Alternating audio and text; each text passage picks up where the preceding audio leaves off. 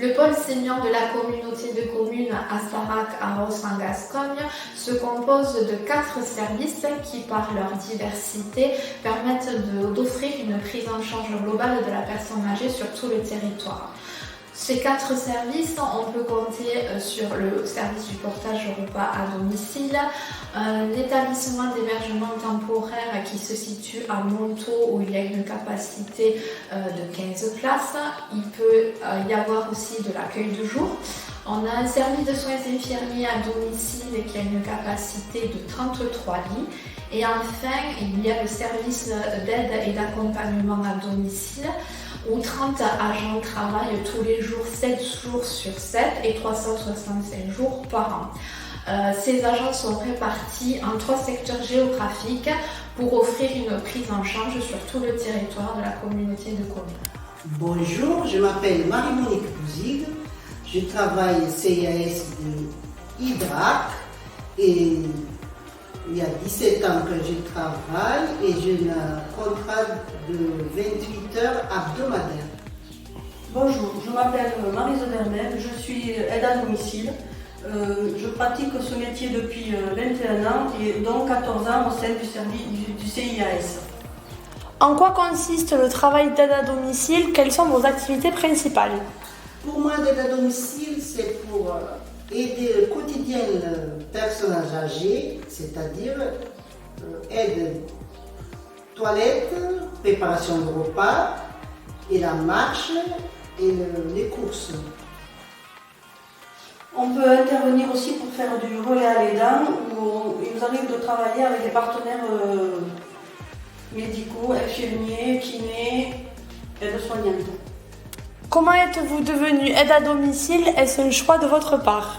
Oui, c'est mon choix, parce qu'avant je travaillais avec les enfants et en même temps je fais remplacement aide à domicile et je préfère rester avec l'aide à domicile.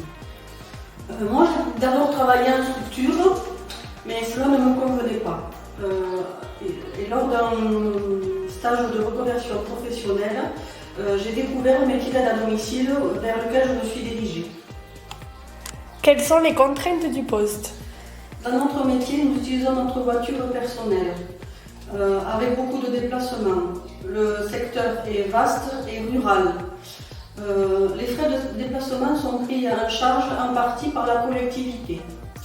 On travaille également les jours fériés et les week-ends. On ne choisit pas nos bénéficiaires et sur le terrain, on peut rencontrer souvent une forme de racisme. Quelles sont les sources de satisfaction dans votre métier? Être en contact avec les personnes âgées, avoir un sentiment de gens qui sont heureux ou contents avec le travail que je fais pour eux et leur sourire, c'est un grand satisfait pour moi. Rompre aussi, on intervient pour rompre leur solitude. Que pensez-vous qu'apportent les aides à domicile aux bénéficiaires? Mais tout d'abord, elles apportent une aide au quotidien. Elles stimulent aussi l'autonomie qui reste aux personnes dont elles s'occupent. Elles sont là pour rompre l'isolement. Et c'est aussi maintenir un lien social des personnes âgées en milieu rural. Mais également, c'est un soutien auprès des aidants qui sont sollicités pour s'occuper de leurs personnes âgées. Comment évolue votre métier au fur et à mesure des années? Avant, les aides à domicile étaient considérées comme des femmes de ménage. Maintenant, le métier a beaucoup évolué grâce à l'arrivée de l'APA. On se consacre plus à la personne âgée et à ses besoins. Notamment, on est confronté de plus en plus à des fins de vie.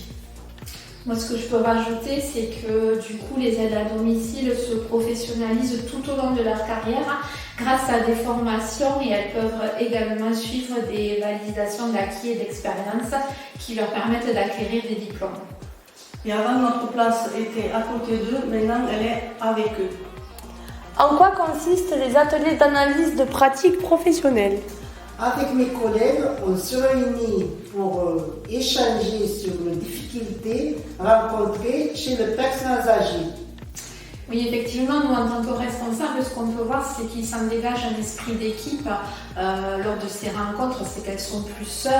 Ça leur permet de s'entraider et d'échanger aussi sur les pratiques qu'elles mettent en place sur ces dossiers-là. Quel conseil donneriez-vous à quelqu'un qui voudrait se lancer?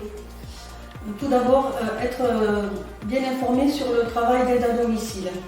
Avoir de la patience, de la persévérance, de l'attention et savoir prendre du recul après une longue journée.